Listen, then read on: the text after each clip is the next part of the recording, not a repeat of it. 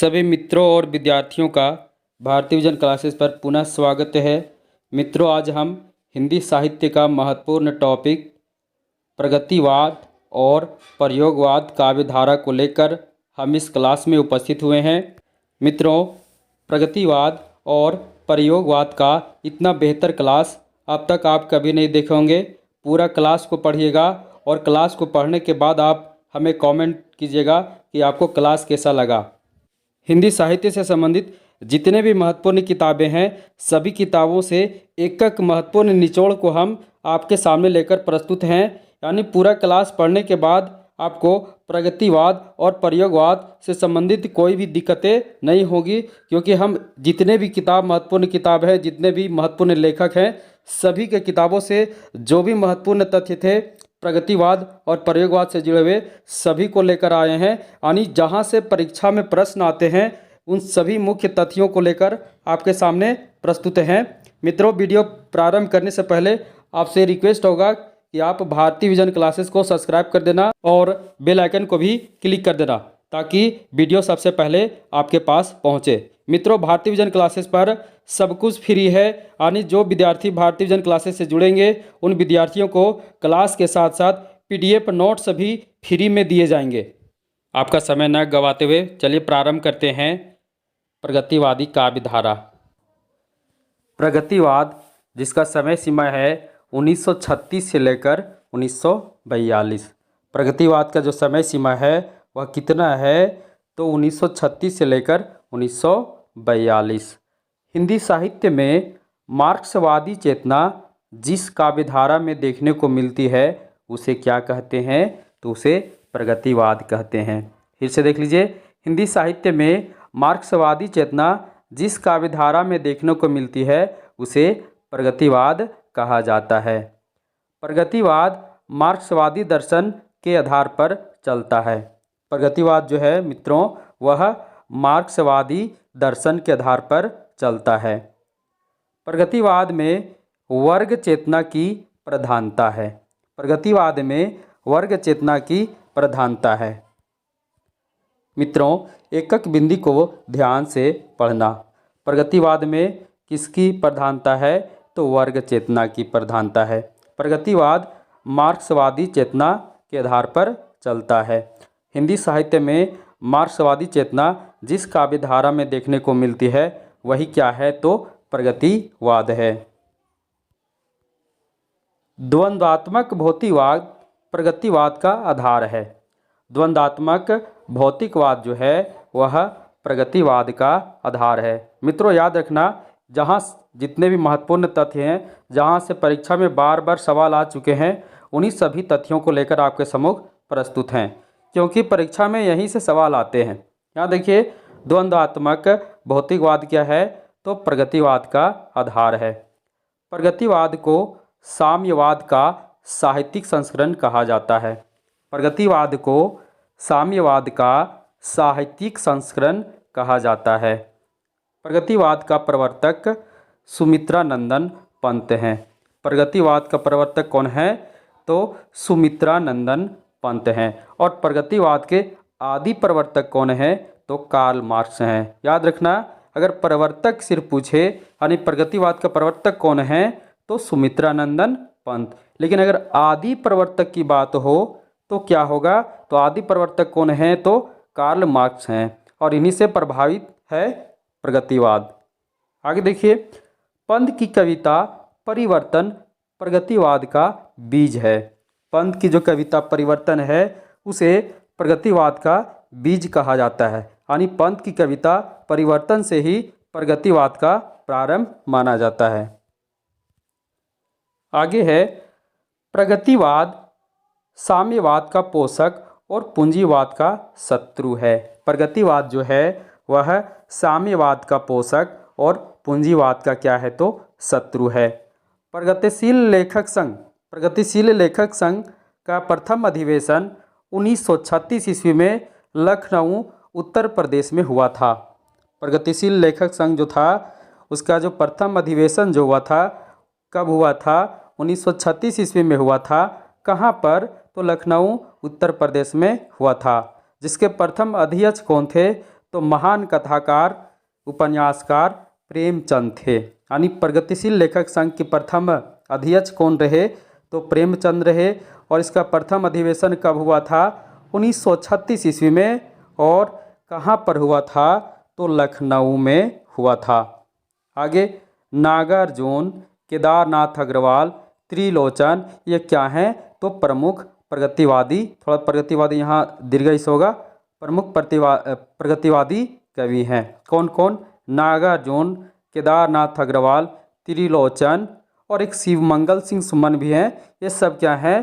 तो प्रगतिवाद के प्रमुख कवि हैं। एक बार और इस महत्वपूर्ण तथ्यों को देख लेंगे। प्रगतिवाद जो है साम्यवाद का पोषक है और पूंजीवाद का शत्रु है। प्रगतिशील लेखक संघ का प्रथम अधिवेशन 1936 में हुआ। कहाँ पर? तो लखनऊ उत्तर प्रदेश में, जिसके प्रथम अध्यक्ष कौन थे? प्रेमचंद थे। अब आगे हम बढ़ते हैं। मित्रों, हम प्रगतिवाद से जितने भी महत्वपूर्ण तथ्य हैं सभी को लेकर आपके सम्मुख प्रस्तुत हैं। आपसे एक बार पुनः रिक्वेस्ट होगा कि आपको वीडियो अच्छा लग रहा होगा तो सामने जो सब्सक्राइब का ऑप्शन है उसे टच कर भारती विजन क्लासेस को सब्सक्राइब कर देना और बेल आइकन को भी क्लिक कर देना, क्योंकि भारती विजन क्लासेस पर सब कुछ फ्री है मित्रों। कुछ भी पढ़ने के लिए आपको कोई भी पैसे नहीं देने हैं और साथ ही साथ जितने भी पढ़ाई आपकी हो रही है उसका PDF नोट्स भी फ्री में दी जाएगी। चलिए आगे बढ़ते हैं। अब हम इस स्लाइड में देखेंगे। इस स्लाइड में क्या देखेंगे मित्रों? तो प्रगतिवाद की परिभाषा को देखेंगे। यानी विभिन्न विद्वानों और विभिन्न कवियों ने प्रगतिवाद की क्या परिभाषा दिए हैं।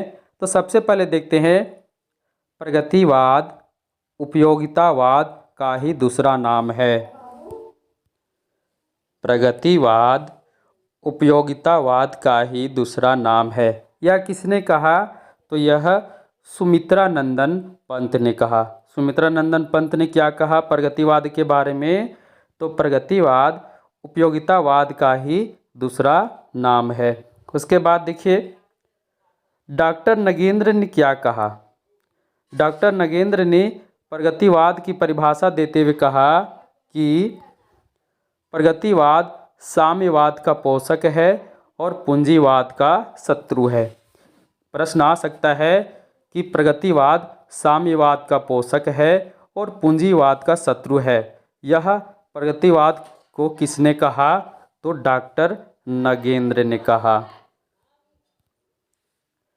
आगे है डॉक्टर गणपति चंद्र गुप्त ने प्रगतिवाद की क्या परिभाषा दी है? तो उन्होंने कहा दर्शन में जो द्वंद्वात्मक भौतिकवाद है, राजनीति में जो साम्यवाद है, वही साहित्य में क्या है? प्रगतिवाद है। डॉक्टर गणपति चंद्र गुप्त ने क्या कहा? तो दर्शन में जो द्वंद्वात्मक भौतिकवाद है, राजनीति में जो साम्यवाद है, वही साहित्य में क्या है? तो प्रगतिवाद है। फिर देखिए आगे हैं अगले जो हैं शिवमंगल सिंह सुमन। उन्होंने प्रगतिवाद के बारे में क्या कहे हैं? तो मार्क्सवादी या साम्यवादी दृष्टिकोण के अनुसार निर्मित काव्यधारा ही क्या है? प्रगतिवाद है। शिव कुमार सिंह के अनुसार क्या है? तो मार्क्सवादी या साम्यवादी दृष्टिकोण के अनुसार निर्मित काव्यधारा क्या है? तो वही प्रगतिवाद है। यह किसने कहा? तो शिव कुमार सिंह ने कहा। गणपति चंद्र गुप्त ने क्या कहा? दर्शन में जो द्वंद्वात्मक भौतिकवाद है, राजनीति में जो साम्यवाद है, वही साहित्य में क्या है? तो प्रगतिवाद है। अब देखिए डॉक्टर राम विलास शर्मा ने क्या कहा? तो उनके अनुसार प्रगतिशील साहित्य से मतलब उस साहित्य से है जो समाज को आगे बढ़ाता है।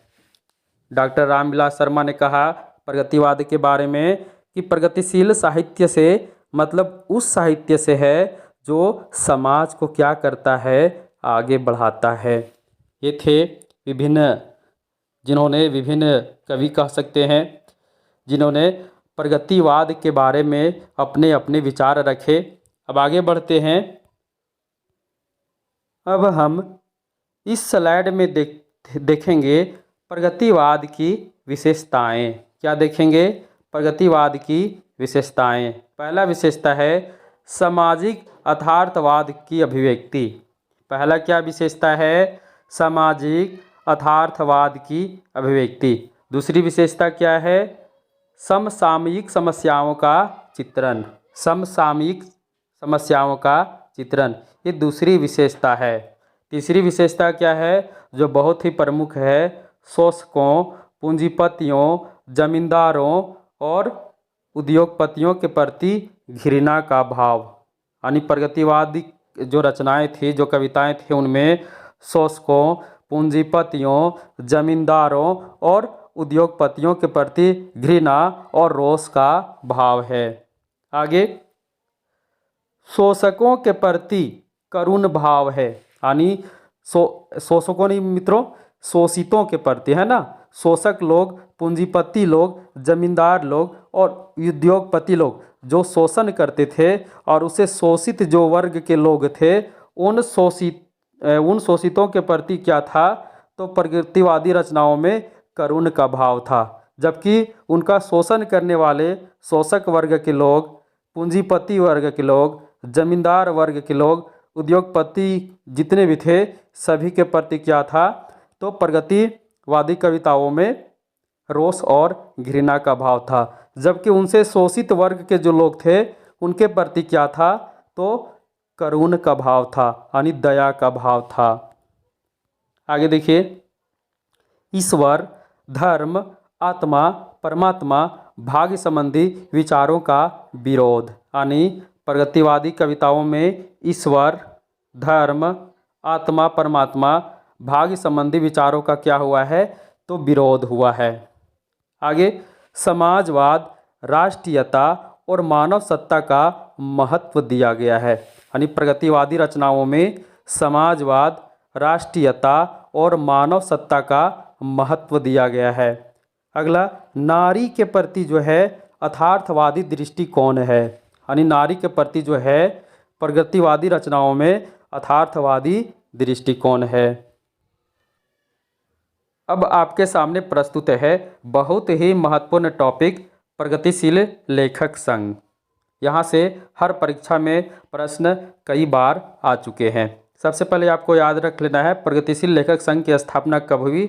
तो 1936 ईस्वी में। कब हुई? 1936 ईस्वी में। इसे याद रखना, प्रगतिशील लेखक संघ की स्थापना कब हुई? तो 1936 में, क्योंकि यह इससे प्रश्न कई बार आ चुके हैं। चलिए एक करके देखते हैं। सबसे पहले प्रगतिशील लेखक संघ की स्थापना जो हुई थी 1936 में। इसका प्रथम अधिवेशन लखनऊ, उत्तर प्रदेश में हुआ था और इसके अध्यक्ष कौन थे? प्रेमचंद थे। इसकी चर्चा हम ऊपर की स्लाइड में कर चुके हैं। प्रगतिशील लेखक संघ का प्रथम अधिवेशन कब हुआ था? तो 1936 में। कहाँ हुआ था? लखनऊ में। अध्यक्ष कौन थे? तो प्रेमचंद थे। कौन थे? प्रेमचंद थे। प्रश्न ऐसे भी बन सकता है मित्रों कि प्रगतिशील लेखक संघ के प्रथम अध्यक्ष कौन थे? तो प्रेमचंद। कौन थे? प्रेमचंद। प्रगतिशील लेखक संघ की स्थापना कब हुई? 1936 में। कहाँ पर? लखनऊ, उत्तर प्रदेश। फिर 1938 में इसका द्वितीय अधिवेशन हुआ। कहाँ पर? तो कलकत्ता में। इसके अध्यक्ष कौन थे? तो रविंद्रनाथ टैगोर थे। इसका तृतीय सम्मेलन 1942 ईस्वी में हुआ। कहाँ पर? तो दिल्ली में। इसके अध्यक्ष कौन थे? तो जवाहरलाल नेहरू थे। 1936 में कहाँ हुआ? लखनऊ में। 1938 में कहाँ हुआ? कलकत्ता में। 1942 में कहाँ हुआ? दिल्ली में। याद कर लेना, 1936 में प्रथम अधिवेशन लखनऊ, अध्यक्ष प्रेमचंद। 1938 में द्वितीय अधिवेशन कलकत्ता, अध्यक्ष रविंद्रनाथ टैगोर। 1942 में इसका तृतीय सम्मेलन हुआ था, यानी तृतीय अधिवेशन दिल्ली में हुआ था। इसके अध्यक्ष कौन थे? तो जवाहरलाल नेहरू थे। चौथा अधिवेशन कब हुआ था? 1943 ईस्वी में। कहाँ पर? तो मुंबई में। अध्यक्ष कौन थे? श्रीपाद अमृत डांगे। कौन थे? श्रीपाद अमृत डांगे। इनका पांचवा अधिवेशन कब हुआ था? तो हुआ था 1947 ईस्वी में। कहाँ पर? तो राजस्थान में। अध्यक्ष कौन रहे? तो राहुल सांकृत्यायन रहे। छठा अधिवेशन कब हुआ था? 1953 में। कहाँ पर हुआ था? दिल्ली में हुआ था। और इसके अध्यक्ष कौन थे? नागार्जुन थे। और सातवां और अंतिम अधिवेशन कहाँ हुआ था? ये भी दिल्ली में ही हुआ था। और इसके अध्यक्ष कौन थे? डॉक्टर निहार रंजन राय। मित्रों, इसमें जो सबसे महत्वपूर्ण है ये प्रथम अधिवेशन को लेकर है, क्योंकि परीक्षा में यहाँ से कई बार प्रश्न आ चुका है कि प्रगतिशील लेखक संघ की स्थापना कब हुई? 1936। कहाँ हुई? लखनऊ में। और अध्यक्ष कौन थे? तो प्रेमचंद। क्योंकि यहाँ से ही प्रश्न कई बार परीक्षा में आ चुके हैं। आगे बढ़ते हैं। अब हम इस स्लाइड में प्रगतिवाद के प्रमुख कवि और उनकी रचनाओं को देखेंगे। चलिए, पहले कवि कौन है? केदारनाथ अग्रवाल। कौन है? केदारनाथ अग्रवाल। इनका जन्म कब हुआ था? तो 1911 में। कहाँ? कमासीन, बांदा, उत्तर प्रदेश में हुआ था। मृत्यु कितना में हुआ था? 2000 ईस्वी में। आगे है युग की गंगा। युग की गंगा इनका प्रथम प्रगतिवादी रचना है। याद रखना, केदारनाथ अग्रवाल का प्रथम प्रगतिवादी रचना कौन सी है? तो युग की गंगा। नींद के बादल। नींद के बादल क्या है? तो केदारनाथ की प्रथम काव्य संग्रह है। नींद के बादल जो है केदारनाथ जी के प्रथम काव्य संग्रह है। और युग की गंगा इनका प्रथम प्रगतिवादी रचना है। केदारनाथ आरंभ में किस उपनाम से लिखते थे? तो बालेंदु उपनाम से लिखते थे। यहाँ भी बहुत महत्वपूर्ण ये है तथ्य कि किस कवि का उपनाम बालेंदु है? वो कवि है केदारनाथ अग्रवाल। केदारनाथ के माता पिता कौन थे? तो माता घिसट्टो और पिता हनुमान प्रसाद थे। यहाँ से जो महत्वपूर्ण तथ्य है ये है कि केदारनाथ अग्रवाल की प्रथम प्रगतिवादी रचना कौन सी है? तो युग की गंगा। और केदारनाथ की प्रथम काव्य संग्रह कौन सी है? नींद के बादल। केदारनाथ का उपनाम क्या है? बालेंदु है। ये तीनों याद कर लेना, क्योंकि यहाँ से परीक्षा में प्रश्न आते ही रहते हैं। अब हम इस स्लाइड में देखेंगे केदारनाथ अग्रवाल की रचनाओं को। वो भी काला क्रमानुसार है, यानी इनकी रचनाओं का यहाँ रचना भी है और उसका ईस्वी सन भी क्या दिया हुआ है? काला क्रमानुसार दिया हुआ है। एक करके देखेंगे। इनकी पहली रचना युग की गंगा 1947, नींद के बादल 1947, लोक और आलोक 1957 ईस्वी, फूल नहीं रंग बोलते हैं 1965 ईस्वी, आग का आईना 1970, गुल मेहंदी 1978, पंख और पतवार 1979, बम्बई का रक्त स्नान। कहाँ का रक्त स्नान? अरे बम्बई का रक्त स्नान। केदारनाथ जी बम्बई का रक्त स्थान 1981। हे मेरी तुम, हे मेरी तुम 1981। मार प्यार की थापें 1981। यहाँ देखिए, युग की गंगा, नींद के बादल, लोक और आलोक, फूल नहीं रंग बोलते हैं, आग का आईना, पंख और पतवार, हे मेरी तुम, मार प्यार की थापें, ये परीक्षा में कई बार आ चुके हैं। ऐसे प्रश्न आता है कि हे मेरी तुम किनकी रचना है? किनकी है? केदारनाथ अग्रवाल की। इनकी और रचनाएं हैं। अरे कहे केदार खरी खरी, खरी खरी बोलते हैं भाई, पूरा खर्रा बोलते हैं। कहे केदार खरी खरी कब की है? 1983 की है। अपूर्वा कब की है? 1984 की है। फिर देखिए, जमुन जल तुम, हे मेरी तुम जमुन जल तुम, हे मेरी तुम जमुन जल तुम, केदार जी का है। किसे याद करना है? हे मेरी तुम जमुन जल तुम किनकी रचना है? तो ये रचना है केदारनाथ अग्रवाल की। बोले बोल अबोल, अरे बोले बोल अबोल, ये किनकी रचना है? तो केदारनाथ की है। कब? 1985। जो सिलाए तोड़ते हैं 1985। आत्मगंध 1988। अनहारी हरियाली 1990। खुली आंखें खुले देने, अरे खुली आंखें खुले देने 1993, पुष्पदीप 1994, बसंत में प्रसन्न पृथ्वी, सही बात है, बसंत में पृथ्वी क्या होती है, प्रसन्न हो जाती है, ये केदारनाथ का ही देन है, यानी 1996। इसमें से जो है हे मेरी तुम, है ना, हे मेरी तुम जमुन जल तुम, ये परीक्षा में हमेशा साथ में आता है। हे मेरी तुम जमुन जल तुम किनकी रचना है, तो केदारनाथ अग्रवाल की है। युग की गंगा केदारनाथ अग्रवाल की है। नींद के बादल केदारनाथ अग्रवाल की है। यानी सबको याद करना ही पड़ेगा मित्रों, बिना रट्टा मारे बिना याद किए कोई चांस भी नहीं है, क्योंकि ट्रिक हमेशा काम नहीं करता है, क्योंकि ट्रिक से आपके पास ज्ञान नहीं मिलेगा। यानी ज्ञान बढ़ाना है तो पूरा पढ़िए, तभी ज्ञान बढ़ेगा। ये सभी रचनाएं किनके थे, तो ये सभी रचनाएं केदारनाथ अग्रवाल के थे। मित्रों कई बार पढ़ना पड़ेगा, कई बार पढ़ने के बाद ही आपको क्या होगा, सभी रचनाएं दिमाग में आएगी।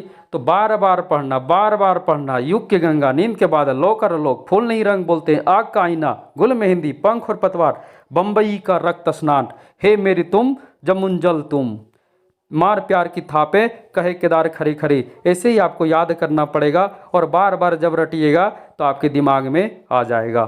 चलिए आगे बढ़ते हैं। अगले कवि हैं नागार्जुन। कौन है, नागार्जुन। इनका जन्म 30 जून 1911 मधुबनी बिहार में हुआ था। इनका जन्म 30 जून 1911 मधुबनी बिहार में हुआ था। मृत्यु 5 नवंबर 1998 दरभंगा बिहार में हुआ था। नागार्जुन का वास्तविक नाम वैद्यनाथ मिश्र था। याद रखना, नागार्जुन का वास्तविक नाम क्या था, तो वैद्यनाथ मिश्र था। नागार्जुन का पहला साहित्यिक उपनाम क्या था, तो यात्री था। याद रखना, नागार्जुन का पहला साहित्यिक उपनाम क्या था, तो यात्री था। ये संस्कृत और मैथिली में किस उपनाम से लिखते थे, तो यात्री उपनाम से लिखते थे। आगे, नागार्जुन की खड़ी बोली की प्रथम रचना कौन सी है, तो राम के प्रति है। कौन सी है, राम के प्रति है।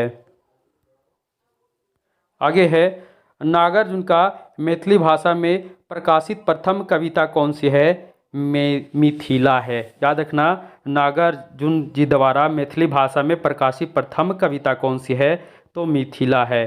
नागार्जुन को 1969 ईस्वी में पत्रहीन नग्न गाछ, इनकी कृति थी पत्रहीन नग्न गाछ, के लिए साहित्य अकादमी पुरस्कार मिला था। कौन सा पुरस्कार, साहित्य अकादमी पुरस्कार मिला था। यानी नागार्जुन को उनकी किस रचना के लिए साहित्य अकादमी पुरस्कार मिला, तो पत्रहीन नग्न गाछ के लिए। कब, 1969 ईस्वी में।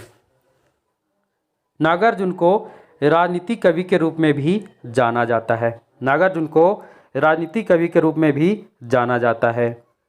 आगे, नागार्जुन को प्रगतिवाद का सलाका पुरुष भी कहा जाता है। यानी प्रगतिवाद का सलाका पुरुष किसे कहा जाता है, तो नागार्जुन को कहा जाता है।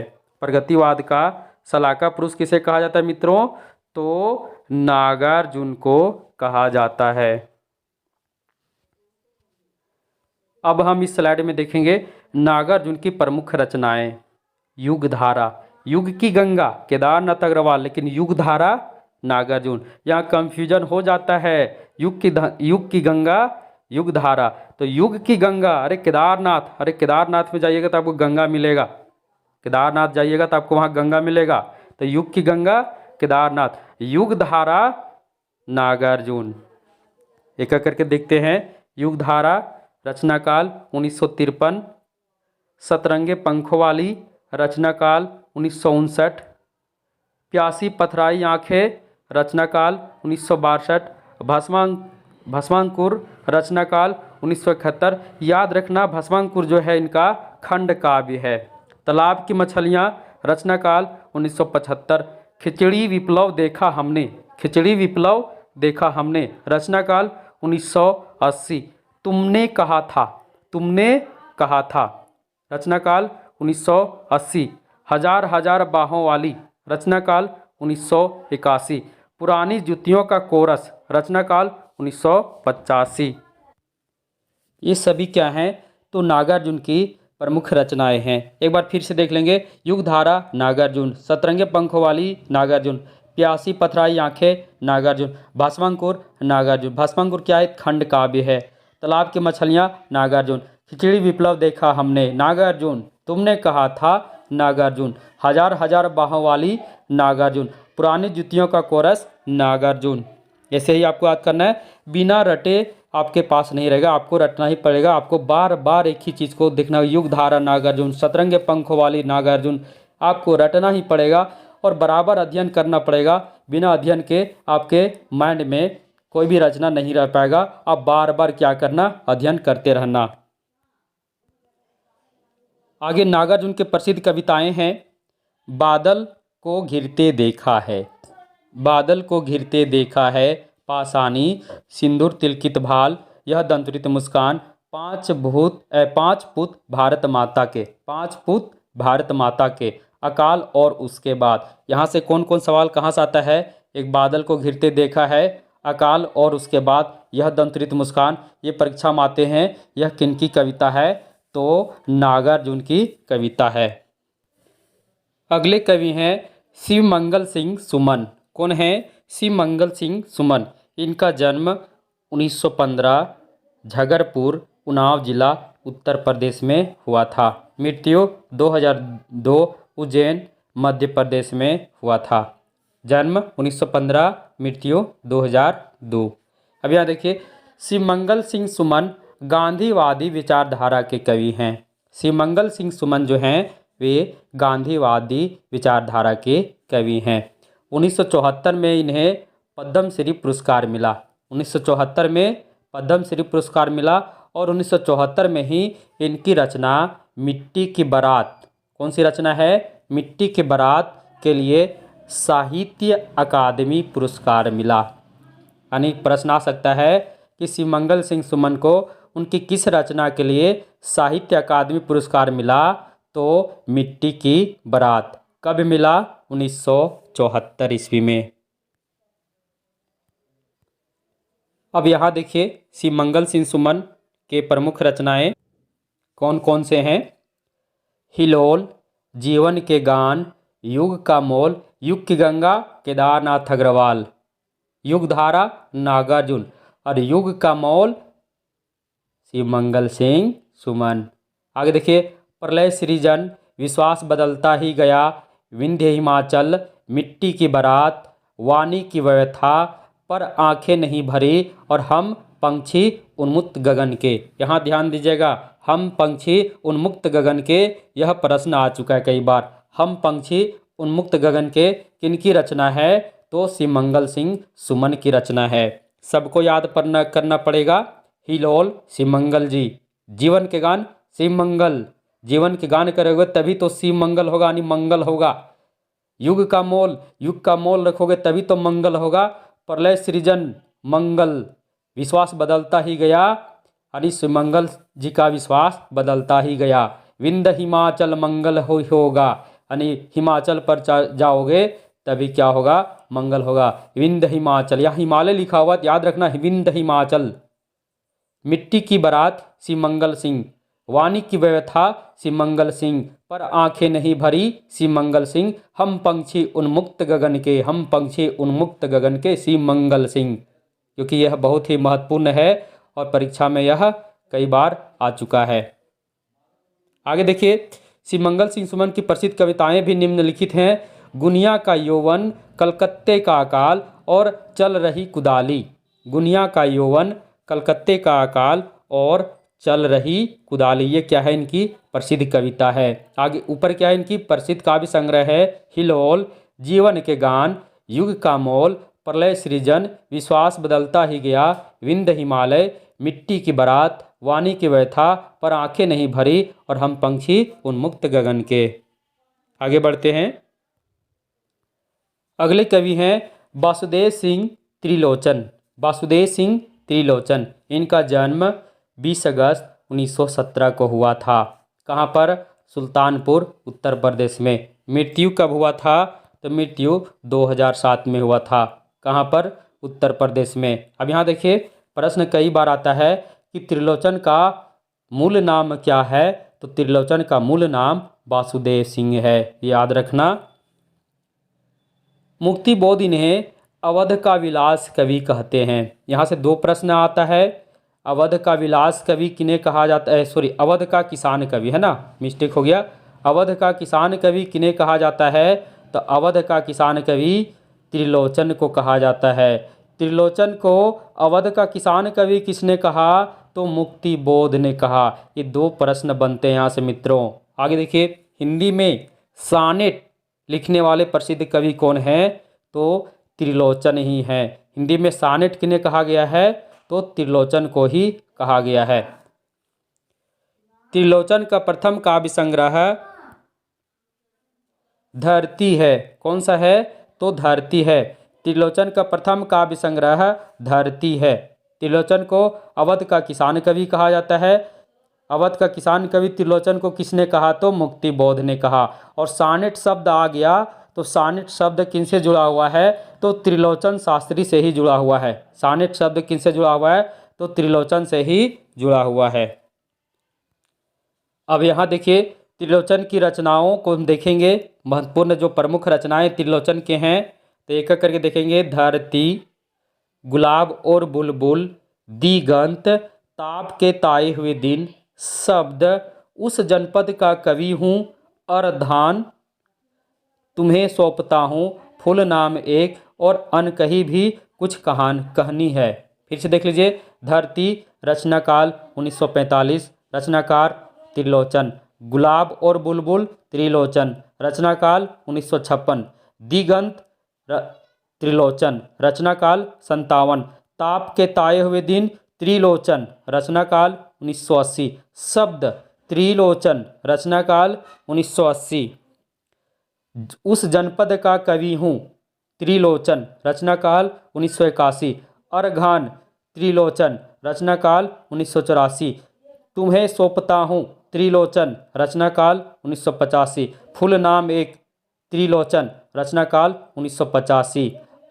अनकहनी भी कुछ कहनी है, अनकहनी भी कुछ कहनी है, किनका है, त्रिलोचन का, रचनाकाल 1986। ये सभी रचनाओं को याद कर लेंगे।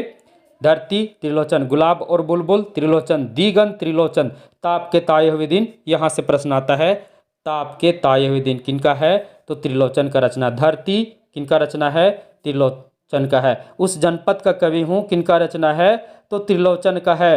फूल नाम एक, फूल नाम है एक, किनकी रचना है, त्रिलोचन की रचना है। अनकहनी भी कुछ कहनी है, किनकी रचना है, त्रिलोचन की रचना है। मित्रों, बिना याद किए याद आपको करना ही पड़ेगा।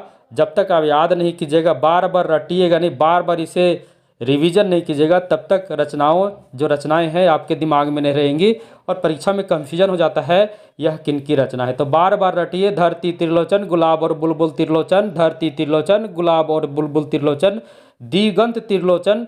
पढ़ते रहिए हर दिन, प्रत्येक दिन उसको देखिए, जब तक आपके दिमाग में ना बैठे तब तक देखते रहिए। देखिएगा धीरे धीरे आपके माइंड में वह सभी रचनाएं क्या हो जाएंगी, आराम से स्थगित रह जाएंगी और फिर दिक्कत नहीं होगी। आगे बढ़ते हैं। अब यहाँ देखिए, प्रगतिवादी कुछ अन्य कवि, उनकी रचनाओं को देख लेते हैं। तो सुमित्रा नंदन पंत, इनकी दो रचनाएं जो प्रगतिवादी रचनाएं हैं, बाकी रचनाएं तो छायावादी है। तो युगवाणी और ग्राम्या, ये क्या है, इनकी प्रगतिवादी रचनाएं हैं। उसके अलावा निराला का देखिए, निराला का कुकुरमुत्ता, अनिमा, बेला, नए पत्ते, ये क्या हैं, सभी प्रगतिवादी रचनाएं हैं। उसके बाद दिनकर जी का हुंकार क्या है, तो प्रगतिवादी रचना है। इसके अलावा नरेंद्र शर्मा का मिट्टी और फूल, हंसमाला, कदली वन, प्यासा निर्झर, बहुत रात गए, ये सभी क्या हैं, तो उनकी प्रगतिवादी रचनाएं हैं। इसके अलावा देखिए, रांगे राघव, क्या रांगे राघव का आता है, अजय खंडहर किनकी रचना है, तो रांगे राघव का है। तो अजय खंडहर, पिघलते पत्थर, राग के दीपक, मेधावी और पंचाली, ये किनकी रचना है, तो रांगे राघव की प्रगतिवादी रचना है। इसके अलावा डॉक्टर रामविलास शर्मा, इनका रचना क्या है, रूप रंग, क्या है, रूप रंग एकमात्र मार्क्सवादी विचारधारा से ओतप्रोत रचना है। ऋतुसंहार प्रथम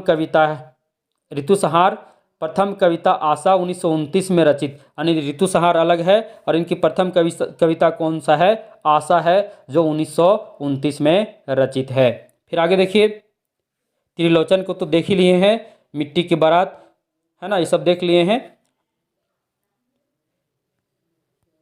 अब हम आगे बढ़ते हैं। अब आगे हम यहाँ देखें, प्रगतिवाद से संबंधित जितने भी महत्वपूर्ण तथ्य थे सभी को हम देख लिए। अब हम आगे बढ़ते हैं, अब आगे चलते हैं प्रयोगवाद की ओर। प्रयोगवाद 1943 ईस्वी से लेकर 1951 ईस्वी का जो काव्यधारा है वो प्रयोगवादी काव्यधारा है। हिंदी साहित्य में प्रयोगवाद का आरंभ 1943 ईस्वी अज्ञे द्वारा संपादित पत्रिका तार सप्तक के प्रकाशन से मानी जाती है। हिंदी साहित्य में प्रयोगवाद का प्रारंभ जो है 1943 ईस्वी में अज्ञे द्वारा संपादित पत्रिका तार सप्तक के प्रकाशन से मानी जाती है। तार सप्तक के कवियों को अज्ञे ने क्या कहा? तो तार सप्तक के कवियों को अज्ञे ने राहों का अन्वेषी कहा। याद रखना, तार सप्तक के कवियों को किसने राहों का अन्वेषी कहा? तो अज्ञे ने कहा। प्रयोगवाद पर अस्तित्ववाद का गहरा प्रभाव था। प्रयोगवाद पर अस्तित्ववाद का गहरा प्रभाव था। आगे, नंद दुलारे वाजपेयी ने प्रयोगवाद को बैठे ठाले का धंधा कहा है। नंद दुलारे वाजपेयी ने प्रयोगवाद को क्या कहा है? तो बैठे ठाले का धंधा कहा है। प्रयोगवाद का सर्वप्रथम प्रयोग नंद दुलारे वाजपेयी ने किया। यहाँ से प्रश्न बनता है मित्रों कि प्रयोगवाद का सर्वप्रथम प्रयोग किसने किया? तो प्रयोगवाद का सर्वप्रथम प्रयोग नंद दुलारे वाजपेयी ने किया। आगे, प्रयोगवाद किस दर्शन से प्रभावित है? तो फ्रायड दर्शन से प्रभावित है। जिस प्रकार प्रगतिवाद मार्क्सवादी दर्शन से प्रभावित है, उसी प्रकार प्रयोगवाद फ्रायड दर्शन से प्रभावित है। आगे, प्रयोगवाद के प्रवर्तक कौन हैं? तो अज्ञे हैं। प्रयोगवाद के प्रवर्तक कौन हैं? अज्ञे हैं। और प्रयोगवाद का सर्वप्रथम प्रयोग किसने किया? तो नंद दुलारे वाजपेयी ने किया। आगे, प्रयोगवादी कवि एक, ध्यान देना यहाँ एक बहुत ही महत्वपूर्ण है, प्रयोगवादी कवि किसी एक स्कूल के नहीं हैं, सभी राही हैं। राही नहीं, राहों के अन्वेषी हैं। यह किसने कहा? तो यह अज्ञे ने कहा। तार सप्तक की भूमिका में अज्ञे ने ही कहा था, यानी अज्ञे ने ही जितने भी तार सप्तक के कवि हैं उनको क्या कहा था? राहों का अन्वेषी कहा था। अब हम इस स्लाइड में देखेंगे प्रयोगवाद की विशेषताएं। क्या? प्रयोगवाद की विशेषताएं। तो पहला, घोर अनिष्ट व्यक्तिवाद है, प्रेम भावनाओं का चित्रण हुआ है, बुद्धिवाद की प्रधानता है, रूढ़ियों के प्रति विद्रोह का भाव है, यानी रूढ़िवादी परंपरा जो पहले की परंपरा चलती आ रही थी उसके प्रति क्या है? तो विद्रोह का भाव है।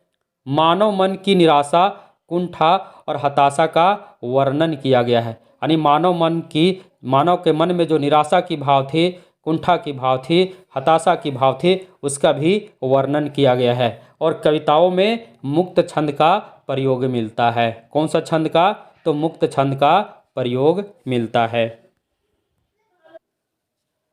अब यहाँ देखिए, प्रयोगवाद के संदर्भ में जितने भी विद्वान हैं किनका क्या मत रहा है, सब हम एक एक करके देखेंगे। पहला है, प्रयोगवाद शैलीगत विद्रोह है। प्रयोगवाद शैलीगत विद्रोह है। यह किसने कहा? तो डॉक्टर नगेंद्र ने कहा। किसने कहा? डॉक्टर नगेंद्र के अनुसार प्रयोगवाद क्या है? तो शैलीगत विद्रोह है। केसरी कुमार के अनुसार प्रयोगवाद क्या है? तो प्रयोगवाद दृष्टिकोण का अनुसंधान है। डॉक्टर केसरी के अनुसार प्रयोगवाद जो है दृष्टिकोण का अनुसंधान है। रघुवीर सहाय के अनुसार, यानी रघुवीर सहाय ने क्या कहे हैं? तो प्रयोगवाद कलनात्मक अनुभव का क्षण है। प्रयोगवाद क्या है? तो प्रयोगवाद कलनात्मक अनुभव का क्षण है। और उसके बाद देखिए, अज्ञे ने क्या कहा? तो अज्ञे ने कहा प्रयोग दोहरा साधन है। प्रयोग क्या है? दोहरा साधन है। उसके बाद दिनकर ने क्या कहा? मैं प्रयोगवाद का अगुवा नहीं पिछलगुआ हूँ। किसने कहा था? दिनकर ने कहा था कि मैं प्रयोगवाद का अगुवा नहीं पिछलगुआ हूँ। यह किसने कहा था? दिनकर ने। अज्ञे ने क्या कहा? प्रयोग दोहरा साधन है। रघुवीर सहाय ने क्या कहा? प्रयोग कलात्मक अनुभव का क्षण है। प्रयोग कलात्मक अनुभव का क्षण है। केसरी ने क्या कहा? प्रयोगवाद दृष्टिकोण का अनुसंधान है। और डॉक्टर नगेंद्र ने क्या कहा कि प्रयोगवाद जो है शैलीगत विद्रोह है। तार सप्तक, अगला क्या है? तार सप्तक। सभी तार सप्तक जो था वो 4 भागों में था। तो एक एक करके देखते हैं। इसका प्रथम संस्करण जो था, जिसे तार सप्तक ही माना गया है, तो प्रथम सप्तक को तार सप्तक कहते हैं। इसका रचना काल क्या है, यानी प्रकाशन वर्ष क्या है? 1943। दूसरा सप्तक का प्रकाशन वर्ष क्या है? 1951। तीसरा सप्तक का प्रकाशन वर्ष क्या है? 1959। और चौथा सप्तक का प्रकाशन वर्ष क्या है? 1979। तार सप्तक 4 भागों में प्रकाशित। प्रथम तार सप्तक 1943, दूसरा तार सप्तक 1951, तीसरा तार सप्तक 1959 और चौथा तार सप्तक 1979। तार सप्तक के संपादक कौन हैं?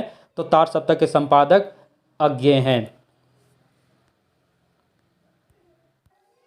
अब हम इस स्लाइड में देखेंगे प्रयोगवादी काव्य कवि और उनकी रचनाओं को देखेंगे। सबसे पहले चलेंगे अज्ञे को देखेंगे। तो अज्ञे की यहाँ प्रयोगवादी कुछ रचनाएं हैं, उस सभी को एक एक करके हम देखेंगे। तो यहाँ देखिए, तार सप्तक 1943, दूसरा सप्तक 51, तीसरा सप्तक 59 और चौथा सप्तक 79। इसके अलावे रूपम्बरा का संपादन भी अज्ञे ने किया है। इसके अलावे काव्य ग्रंथ जो है भग्नदूत, चिंता, इलियम, हरिघास, क्षण भर, बावरा अहेरी, इंद्रधनुष, रौंदे हुए, अरि ओ करुण प्रभा में, आंगन के पार द्वार, कितने नावों में कितनी बार, क्योंकि मैं उसे जानता हूँ, सागर मुद्रा, पहले मैं सन्नाटा बुनता हूँ, महावृक्ष के नीचे। यहाँ ध्यान दीजिएगा, इसमें से जो प्रसिद्ध है, जो जिससे परीक्षा में सवाल आते हैं, याद रखना। आंगन के पार द्वार, कितने नावों में कितनी बार। इसके अलावा है भग्नदूत, हरी घास, क्षण भर। ये जो है ये परीक्षा में कई बार इससे आ चुका है कि भग्नदूत किनकी रचना है, हरी घास क्षण भर किनकी रचना है, आंगन के पार द्वार किनकी रचना है, और कितने नावों में कितनी बार किनकी रचना है, तो अज्ञेय की रचना है। ये चारों को जरूर याद कर लेना। और एक और है इतलयम, ये भी आता है। ये सभी क्या है, परीक्षा में इससे सवाल आ चुके हैं कि किनकी रचना है, तो याद कर लेना कम से कम। भग्नदूत, इतलयम, हरी घास क्षण भर, आंगन के पार द्वार, कितने नावों में कितनी बार, और पहले मैं सन्नाटा बुनता हूँ, इसे भी याद कर लेना। सभी क्या हैं, तो परीक्षा में इससे प्रश्न आ चुके हैं। ऐसे मित्रों, आपको बेहतर अध्ययन के लिए आपको मैं चाहूँगा कि आप इसे सभी रचनाओं को ही याद कर लेंगे, तभी क्या होगा, आपको याद रहेगा। और आगे बढ़ते अब हम अगले रचनाकार हैं गजानन माधव मुक्तिबोध। ये सभी क्या है, तार सप्तक के ही कवि हैं। तो इनका है चांद का मुंह टेढ़ा है, ये बहुत ही महत्वपूर्ण है, परीक्षा में आ चुका है। भूरी भूरी खाक धूल, एक साहित्यिक डायरी, कामायनी एक पुनर्विचार जो आलोचनात्मक ग्रंथ है। ये सभी क्या हैं, तो गजानन माधव मुक्तिबोध के प्रमुख ग्रंथ है। इसके अलावा इनके प्रसिद्ध निबंध है नए साहित्य का सौंदर्य शास्त्र, नई कविता का आत्म संघर्ष, और इसके अलावा है काठ का सपना, इनका कहानी संग्रह है। यानी काठ का सपना किनका कहानी संग्रह है, तो गजानन माधव मुक्तिबोध का काव्य संग्रह है, कहानी संग्रह है। प्रश्न आ सकता है क्योंकि ऐसा ही है। काठ का सपना किनका कहानी संग्रह है, तो गजानन माधव मुक्तिबोध का काव्य संग्रह है। अगले रचनाकार हैं गिरिजा कुमार माथुर। इनका जो रचना मंजीर 1941, नाश और निर्माण 1946, साक्षी रहे वर्तमान 1978, धूप के धान 1955, शिला पंख चमकीले 1961, जो बंध नहीं सका 1968, छाया मत छूना, ये परीक्षा में आ चुका है। छाया मत छूना ये किनका रचना है, तो गिरिजा कुमार माथुर का है। ये प्रसिद्ध कविता इनका है। भीतरी नदी की यात्रा, असिध व्यथा में वक्त के हूँ सामने, जन्म कैद, ये सभी क्या हैं, तो इनके नाटक हैं। कौन कौन, तो भीतरी नदी की यात्रा, असिध की व्यथा मैं वक्त के हूँ सामने और जन्म के दे, क्या इनकी नाट्य रचना है। आगे देखिए, नई कविता सीमाएं और संभावनाएं इनकी क्या है, तो आलोचनात्मक ग्रंथ हैं। इसके अलावा पृथ्वी कल्प इनका क्या है, तो खंड काव्य है। क्या है, खंड काव्य है। अगले रचनाकार हैं भवानी प्रसाद मित्र। इनका जो प्रसिद्ध जो परीक्षा में आता है गीत फरोश, यहाँ से प्रश्न आ चुका है, गीत फरोश किनकी रचना है, तो भवानी प्रसाद मिश्र की रचना है। और ये इनका क्या है, तो प्रथम काव्य संग्रह है। गीत फरोश किनका प्रथम काव्य संग्रह, यानी किनका काव्य संग्रह है, तो भवानी प्रसाद मिश्र का काव्य संग्रह है। परीक्षा में प्रश्न यहाँ से बन सकता है कि भवानी प्रसाद मिश्र का प्रथम काव्य संग्रह कौन सा है, तो गीत फरोश है। कौन सा है, गीत फरोश है। इसके अलावा फिर चकित है दुख, अंधेरी कविताएं, बुनी हुई रस्सी, जिनसे इनको क्या मिला है, साहित्य अकादमी पुरस्कार मिला है। यहाँ से प्रश्न बनता है कि भवानी प्रसाद मिश्र को उनकी किस रचना के लिए साहित्य अकादमी पुरस्कार मिला है, तो बुनी हुई रस्सी के लिए। इसके अलावा इनकी रचना है व्यक्तिगत 1974, परिवर्तन जिए 1976, अनाम तुम आते हो 1976। ये सभी क्या हैं, तो इनकी प्रसिद्ध रचनाएं हैं। अगले रचनाकार हैं सर्वेश्वर दयाल सक्सेना। इनकी रचना है काठ की घंटियाँ 1959, बांस का फूल 1963, एक सुनी नाव 1966, गर्म हवाएं 1969, कुआनो नदी 1973, जंगल का दर्द 1976, खोटियों पर टंगे लोग 1982। इसके अलावा इनके मरने के बाद जो है कोई मेरे साथ चले, सपाट बयानी और नूतन बीम योजना से अद्भुत ये रचना है। यानी मृत्युपांत ये क्या हुआ था, इसका प्रकाशन हुआ था इनके मरने के बाद, कोई मेरे साथ चले। इसके अलावा अगले कवि हैं धर्मवीर भारती। कौन है, तो धर्मवीर भारती। इनका रचना है ठंडा लोहा 1952, देशांतर 7 गीत वर्ष 1959, कन्नू प्रिया इनका खंड काव्य है जिसका रचना काल क्या है 1959, सपना अभी भी 1993, आधंत 1999, मेरी वाणी गैरिक वासना 1999। अब आगे बढ़ते हैं। अब तार सप्तक के जो कवि हैं उनको ट्रिक के माध्यम से आपको याद कराने का भी हम प्रयास करेंगे। मित्रों, सबको पता है तार सप्तक 4 भागों में विभक्त था। तार सप्तक कवियों को भी याद करेंगे बहुत ही ट्रिक के माध्यम से। पहला तार सप्तक को तार सप्तक ही बोलते हैं, उसके बाद दूसरा तार सप्तक, उसके बाद तीसरा तार सप्तक और उसके बाद चौथा तार सप्तक। सभी तार सप्तक में कितने कवि हैं, तो 7 कवि शामिल हैं। तार सप्तक क्या है, तो तार सप्तक पत्रिका थी जिसमें प्रत्येक सप्तक में 7 कवियों की रचनाएं उसमें छपती थी। चलिए सबसे पहले तार सप्तक को देखते हैं, इसका ट्रिक क्या है। चलिए तार सप्तक के कवियों को याद करने का जो पहला ट्रिक है यहाँ पर आपके सामने है। ये ट्रिक हमको लगता है, उम्मीद है आप पहले भी कई बार देख चुके हैं। फिर भी नीचे जो है आपके सब जितने भी और भी सप्तक है उन कवियों का ट्रिक जो हम लेकर आए हैं अभी तक आपको यूट्यूब पर कहीं नहीं मिलेगा। चलिए देखिए कितना आसान ट्रिक है। अमुने गिरा प्रभा, कैसे याद करना है, अमुने गिरा प्रभा, अमुने गिरा प्रभा। ये तार सप्तक के कवियों को याद कराने का ट्रिक है। ऐसी तार सप्तक का एक स्पेशल वीडियो हमारे प्ले लिस्ट में उपलब्ध है, आप वहां भी जाकर तार सप्तक के कवियों को देख सकते हैं। वहां पर तार सप्तक का पूरा डिटेल से दिया हुआ है। यहाँ सिर्फ हम तार सप्तक के कवियों को याद कराने का ट्रिक दे रहे हैं ना। कैसे याद करना है, अमुने गिरा प्रभा, अमुने गिरा प्रभा। लाइव में कैसे याद करेंगे, अमुने गिरा प्रभा, अमुने गिरा प्रभा, अमुने गिरा प्रभा, अमुने गिरा प्रभा, अमुने गिरा प्रभा। अ से अज्ञे, मु से मुक्तिबोध, ने से नेमीचंद्र जैन, गी से गिरजा कुमार माथुर, रा से रामविलास, प्र से प्रभाकर माचवे और भा से भारत भूषण। कैसे याद करना है, अमुने गिरा प्रभा, अमुने गिरा प्रभा। अ से अज्ञे, मु से मुक्तिबोध, ने से नेमीचंद्र जैन, गी से गिरजा कुमार माथुर, रा से रामविलास शर्मा, प्र से प्रभाकर माचवे और भा से भारत भूषण अग्रवाल। कैसे याद करना है, अमुने गिरा प्रभा। 3 भाग में है, अमुने गिरा प्रभा। अमुने कहाँ गिरा, तो प्रभा पर गिरा, तो अमुने गिरा प्रभा। अ से अज्ञे, मु से मुक्तिबोध, ने से नेमीचंद्र जैन, गी से गिरजा कुमार माथुर, रा से रामविलास शर्मा, प्र से प्रभाकर माचवे और भा से भारत भूषण अग्रवाल।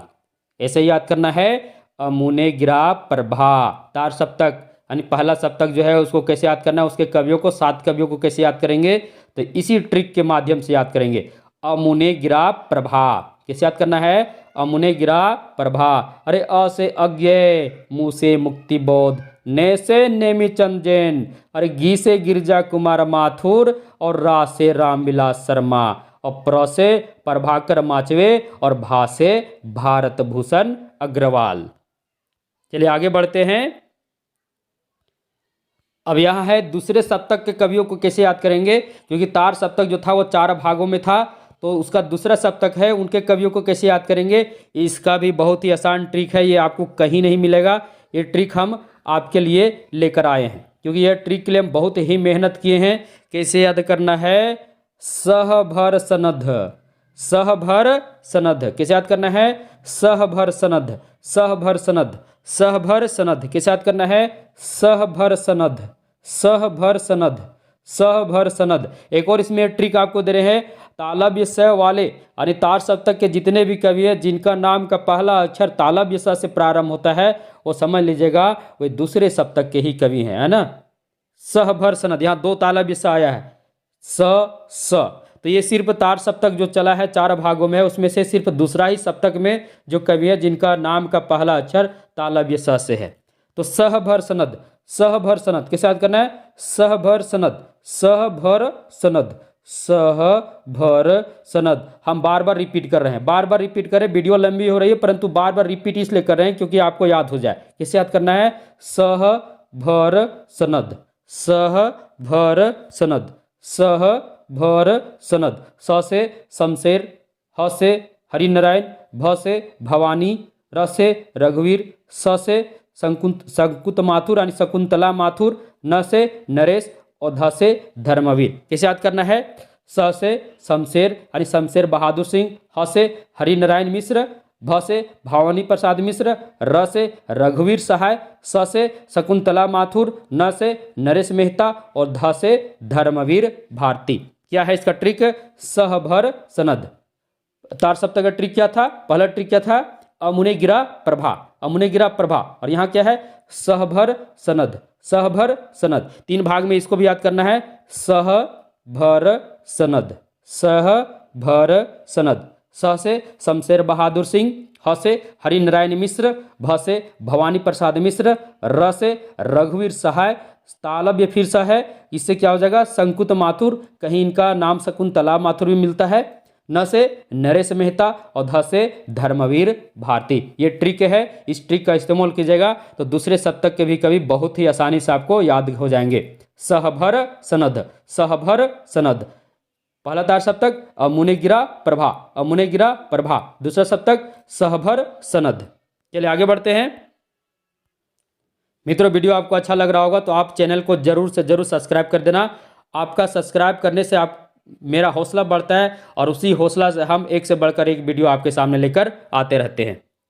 चलिए तीसरा सप्तक आ गया है। मित्रों इतना आसान ट्रिक और इतना मेहनत करके हम लाए हैं, आप कहीं भी खोजिए नेट में, आपको कहीं नहीं मिलेगा। नेट में जाए, यूट्यूब में जाए, इससे बेहतर आपको ट्रिक कोई नहीं दे सकता है। तीसरा क्या है, तीसरा सप्तक का ट्रिक है, बहुत सारे ट्रिकी वीडियो आते हैं परंतु बहुत ही लंबे होते हैं, हम बहुत ही आसान तरीके से आपको याद कराने का प्रयास करेंगे। बहुत मेहनत की है ट्रिक बनाने के लिए। ध्यान देखिए कैसे याद करना है, किम प्रकु केसवी, किम प्रकु केसवी, किम प्रकु केसवी, किम प्रकु केसवी, किम प्रकु केसवी, किम प्रकु केसवी। ऐसे याद करना है ना।